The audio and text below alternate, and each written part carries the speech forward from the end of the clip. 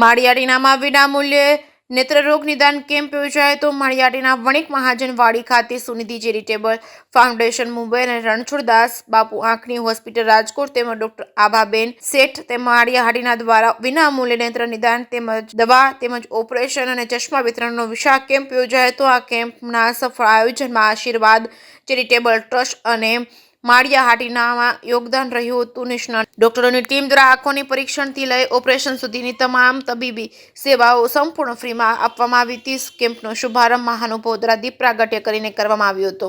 મોટી સંખ્યામાં લોકોએ આ કેમ્પનો લાભ લીધો હતો। જે કે સિંગુલતી સાથે પ્રતાપ સિસોદિયા માળિયાહાટીના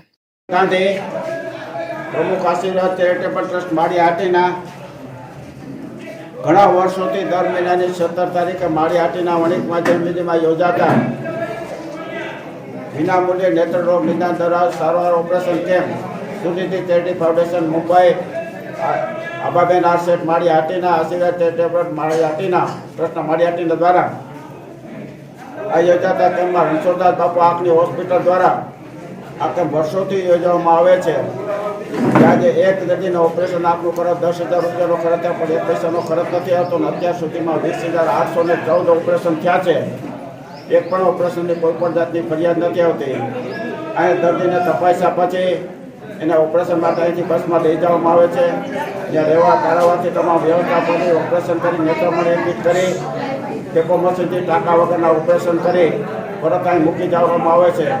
આ કામ ખૂબ જ શ્રેષ્ઠ અને આવકારદાયક છે અને અસંખ્ય લોકો લાભ લે છે, કારણ કે આંખની બીજી કોઈ માળિયા વિસ્તારમાં કોઈ પણ સેવાઓ છે નહીં, ત્યારે આ કેમ્પ ખૂબ આશીર્વાદરૂપ છે।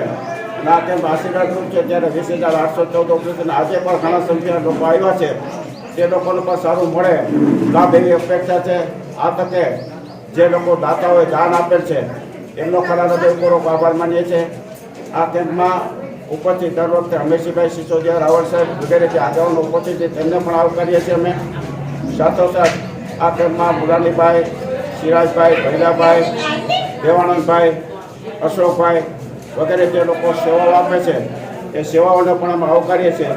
એમાં આ કેમ્પ માટે જે લોકો સહયોગ આપ્યો છે સહયોગ માટે ખરેખર બધા હૃદયપૂર્વક આભાર માનીને આ કેમ્પની સફળતાની શુભેચ્છા ઈચ્છીને મારી વાણીને વિરામ આપું છું।